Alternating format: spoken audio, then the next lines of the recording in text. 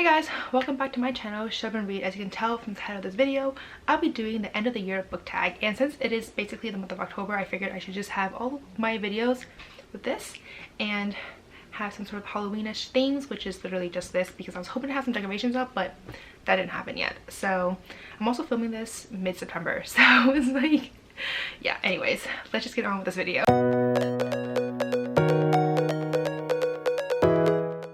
So before I begin, I will include the original creators video down below as well as all the questions. But question number one, are there any books that you started this year that you need to finish? So my first initial thought was no, because I am not the type of person to actually leave books unread like halfway through. That's just not my personality. Either I would DNF it or I will finish it. There's no other option. But then I forgot I had this one book, and that is Jonathan Strange and Mr. Norrell. This book is a baby, guys. This book is and I am still on page 70. So I started this a while ago. I just haven't had the interest to pick it up right now. I was like, oh, let me just read a few chapters every night before I go to bed, and before I know it, I'll just finish it.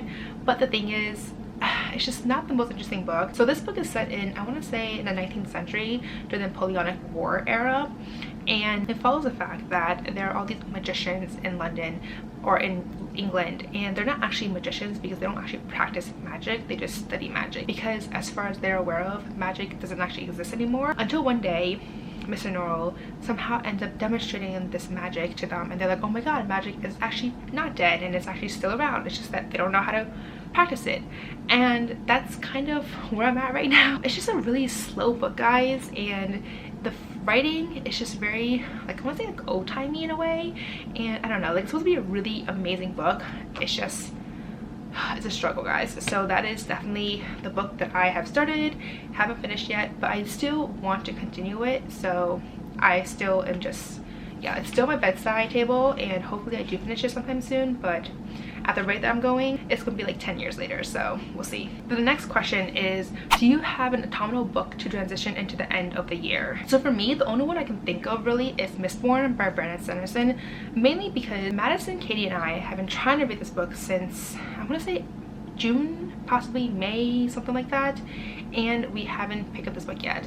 So I feel like the reason, oh, we had discussed this already, but we want to actually put this book off until the fall, and it's the fall now. So I feel like this is the most autumnal book I can think of, just because it's like we're transitioning now, and I'm hoping to actually read this book soon. So this is the only one that was like, I feel like kind of qualifies for this question. But yeah, I'm really excited, and hopefully I get to read this ASAP. The next question is there a new release you're still waiting for? Yes, there is. Queen of Nothing by Holly Black Eyes. I don't know how many times I've talked about this book already, but I need this book. Like, yeah, okay. So the next question is, what are 3 books you want to read before the end of the year? So I actually just did a video where I talked about the rest of my year TBR, which I'll link above, somewhere above, for you guys to check it out. And there's about 30 something books in there, but for the top 3, I would say it would be Queen of Nothing, and then it would be Mistborn here, because, you know, I really want to read this.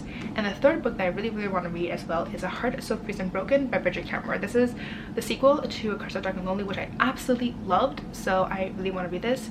And I believe it's a duology, so once I finish this book, I'll be done. So these are the 3 that I really want to read before the end of this year. Then the next question is there a book you think could still shock you and become your favorite book of the year? Yes, there is, because Mistborn, guys, Mistborn here. I just really like his writing style. I read one of his, well, his first book that I read was Skyward, and that was earlier this year, I want to say, and I loved it. So I feel like I would really like this one as well. I'm hoping to, just because this is a series that I feel like if you love science fiction / fantasy, you will love the series. I feel like this is like a standard, like, I don't know how to describe it, but this is like the book, the series that you read if you love fantasy / sci-fi. So I hope I would too, because those are my 2 main genres anyway. So yeah, I'm hoping I love this book, guys. I'm really hoping so. And if I do, it would definitely be a favorite.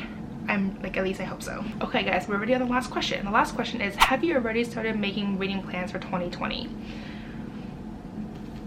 No, it's still very early, guys. It's only like mid-September right now, but I would say that if there is some books that I want to read, it would probably be from my rest of the year TBR video, because I put what 30 something books down.